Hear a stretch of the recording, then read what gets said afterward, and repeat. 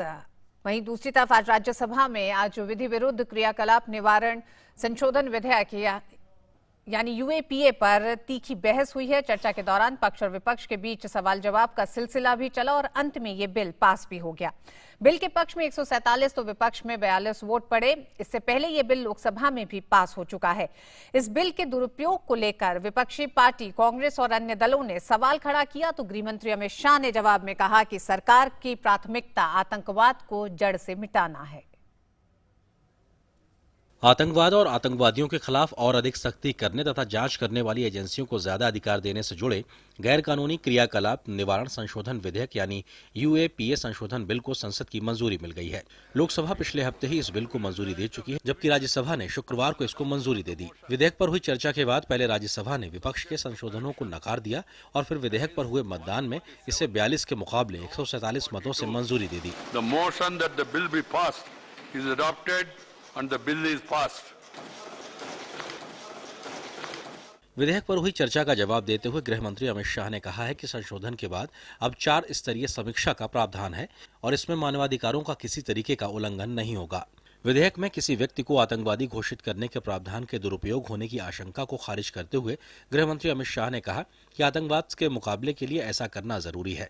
इसके प्रावधान एजेंसियों को आतंकवाद से 4 कदम आगे रखने के लिए है। समझौता एक्सप्रेस में पहले कोई आरोपी पकड़े गए, बाद में अचानक लगा कि चुनाव साथ में आता है, कुछ संस्थाओं पर आरोप लगाना है, एक धर्म विशेष पर आरोप लगाना है, आतंकवाद को एक कलर से पेंट करना है, तो समझौता एक्सप्रेस के पकड़े गए लोगों को छोड़ा और नकली मामला बनाकर समझौता एक्सप्रेस के आरोपियों को पकड़ने का काम किया। कोर्ट का जजमेंट जरा पढ़ लीजिए क्यों छूट गए, क्योंकि एनआईए कोई साक्ष्य खड़ा नहीं कर सकी।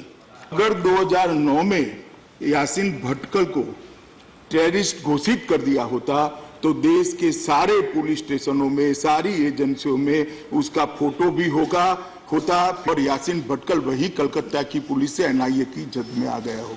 सदन में विपक्ष ने इसे प्रवर समिति में भेजने की मांग की, लेकिन यह प्रस्ताव 85 के मुकाबले 104 मतों से खारिज हो गया। चर्चा में हिस्सा लेते हुए कुछ सदस्यों ने विधेयक को जहां बेहद जरूरी बताया तो वहीं कुछ सदस्यों ने कानून के दुरुपयोग की भी आशंका जताई। आतंकवादियों का एक ही नियम होता है, मारना और चले जाना। क्या देश में इस प्रकार से चलेगा? मैं जिस उस प्रदेश से आता हूं जहां पे आतंकवाद पनप रहा है और उन के निवासी से लेकर आज तक जिस प्रकार आतंकवाद बढ़ा है, वहां पे कहां से कि हम कह रहे हैं कि कानून का बदल होना चाहिए, कोटा होना चाहिए, टाडा बदला गया जी, उसमें संशोधन लाए गए। अगर उसका दुरुपयोग हुआ तो किसने किया? कि आपके संशोधन जहां आतंकवाद से लड़ने का है, हमें कोई आपत्ति नहीं, हम समर्थन करते हैं, लेकिन हमें आपत्ति इस बात की है कि जब से आपकी सरकार आई है एनआईए के कामकाज में फर्क पड़ गया है।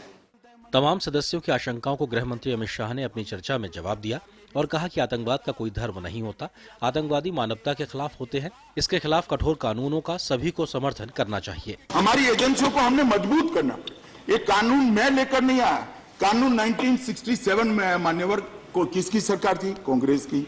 2004 में पहला अमेंडमेंट आया, किसकी सरकार थी? कांग्रेस की। 2008 में दूसरा अमेंडमेंट आया, किसकी सरकार थी? कांग्रेस की। 2013 में तीसरा अमेंडमेंट आया, किसकी सरकार थी? कांग्रेस की। आतंकवाद के खिलाफ जो कठोर कानून लाते हैं, जो भी सरकार लाती है, मान्यवर, इसका सबने स्वागत करना चाहिए।